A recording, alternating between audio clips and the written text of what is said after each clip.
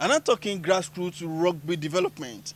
Nigerian international Grandidier-Nkanang, a professional rugby player and Olympic gold medalist, has given back to his fatherland through a clinic organized for children and youth in Lagos and its environs, especially youth in Surulere axis of Lagos State. The report. In 2024, after the Olympic Games, I was invited to the presidential dinner of Mr. Bola Tinubu with President Macron. And that moment for me was very special because it made me realize that I'm Nigerian, but I've never been to Nigeria before. So from that moment on, I decided, I was like, I need to come to Nigeria and I need to have a positive impact. Fulfilling his promises, Grandidier-Nkanang was at the Surulere Rugby Clinic with the support of the Nigeria Rugby Football Federation. His concern was to raise awareness for the sports and teach the children and youth the different skills and rudiments of the sport.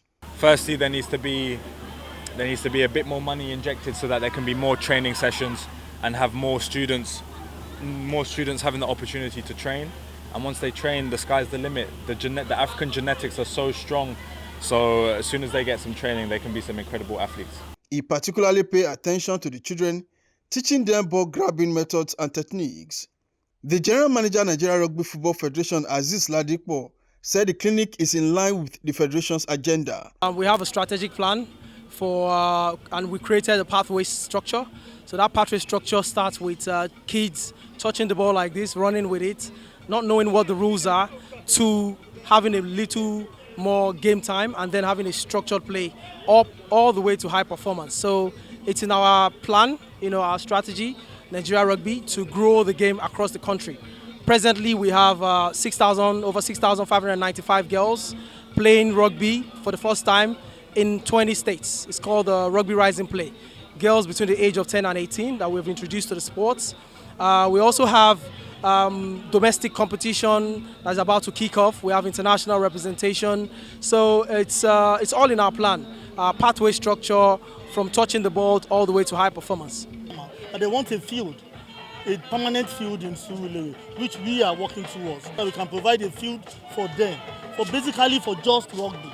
So we want to start teaching it in the schools, secondary schools, primary schools, then our wards. Coach Wurola Uzain and some of the young athletes commended Aaron for the initiative.